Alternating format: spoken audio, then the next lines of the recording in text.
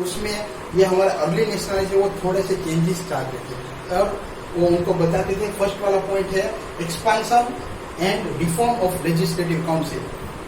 Expansion का मतलब बढ़ाना है, किसको बढ़ाना है? तो क्या ब्रिटिश गवर्नमेंट के मेंबर्स तो ऑलरेडी है लेजिस्लेटिव काउंसिल में, तो हमारे भारत के जो मेंबर्स है उनको आगे बढ़ाना है, उनके नंबर से उनको बढ़ाना है। 10 हो तो 15 कर दो, 15 है तो 20 कर दो, इस तरह से उनको आगे नंबर बढ़ाने थे, उनको गवर्नमेंट के अंदर काम करना था। ये था उनका first demand. Okay, what was the second demand?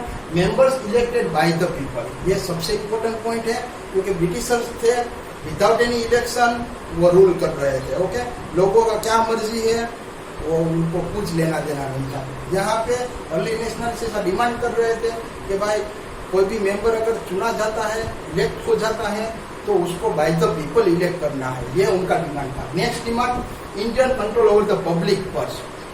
अभी सबसे ज्यादा प्रॉब्लम उनको कहाँ हो रहा था कि जो ब्रिटिश की आर्मी थी, सैलरी, उनका रहने का, खाने पीने का सब खर्च था वो इंडियन के पॉकेट्स में से जाता था। ठीक है, तो उसमें वो मतलब ऐसा चाहते थे कि जो इंडियंस का मनी का जो कंट्रोल है वो इंडियंस के हाथ में होना चाहिए। ये उनका एक डिमांड था। ठीक है, Swaraj with in British government. Swaraj मतलब सेल्फ रूल चाहिए, लेकिन आपके अंडर में, विदाउट एनी प्रॉब्लम। तो यहाँ पे स्वराज वर्ड आपको मतलब आगे भी सुनाई देगा। वहां पे स्वराज सेल्फ रूल था विदाउट ब्रिटिश इन्वॉल्वमेंट। यहाँ पे स्वराज चाहिए लेकिन ब्रिटिश गवर्नमेंट के अंडर में। आप ऊपर रहो, हेड में रहो, नो प्रॉब्लम, हम आपके अंडर में काम करेंगे। ये था अर्ली नेशनलिस्ट, ये था उनका सोच। ओके, नेक्स्ट रिफॉर्म की अगर हम बात करेंगे, कॉन्स्टिट्यूशनल रिफॉर्म हमने देखा है। नाउ इकोनॉमिक रिफॉर्म हम देखेंगे। फर्स्ट वाला पॉइंट है reduction in the land revenue. Economic मतलब पैसे की बात आ रही है, तो ब्रिटिशर ने जो लैंड रेवेन्यू रखा था उसमें वो थोड़ा लो करना चाहते थे, कम करना चाहते थे। ठीक है, तो जिससे हमारे फार्मर्स है वो आगे बढ़ सकते हैं। Second point is development of modern industries. देखो, ब्रिटिश की इंडस्ट्रीज इंग्लैंड में बूस्ट हो रही थी, यहाँ से रॉ मटेरियल जाता था, रेडीमेड गुड्स बन के भारत में आता था। Okay, and then after it was sold on the high price.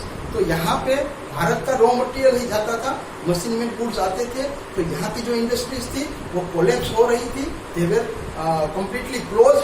तो उनको बूस्ट करने के लिए, आगे बढ़ाने के लिए अर्ली नेशनलिस्ट ने इकोनॉमिक रिफॉर्म्स के अंदर ये वाला पॉइंट रखा कि भैया आप है वो मॉडर्न इंडस्ट्री को डेवलपमेंट करने के लिए कुछ सोचो। ठीक है, आगे का पॉइंट देखेंगे, swadeshi goods, boycott foreign goods to promote Indian industry.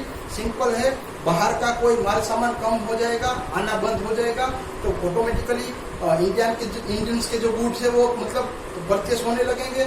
Indians का पैसा इंडियंस के पास रहेगा, इंडियंस इंडस्ट्रीज आगे बढ़ेंगी। ये वाली सोच थी। Okay, next point is change in the taxation expense.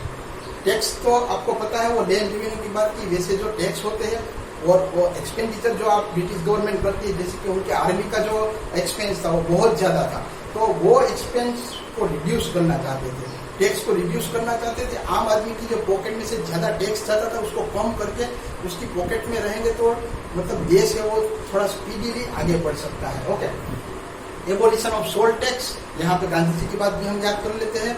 Gandhi ji ने दांडी मार्च में ये सोल्ट लॉ का जो मतलब लॉ था उसको ब्रेक किया था।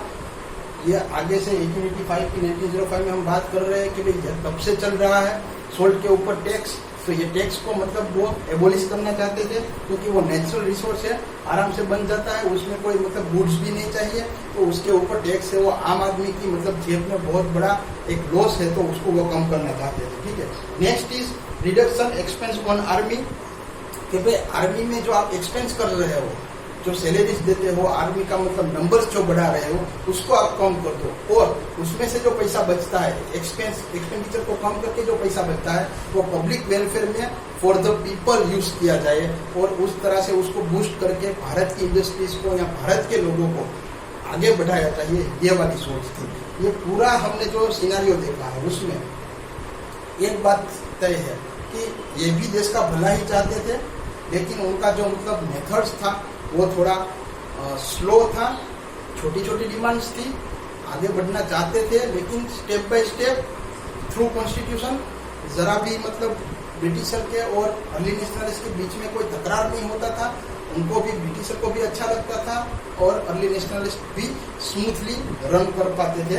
ये था उनका सोच। Okay, thank you very much. Any problem you can ask the question.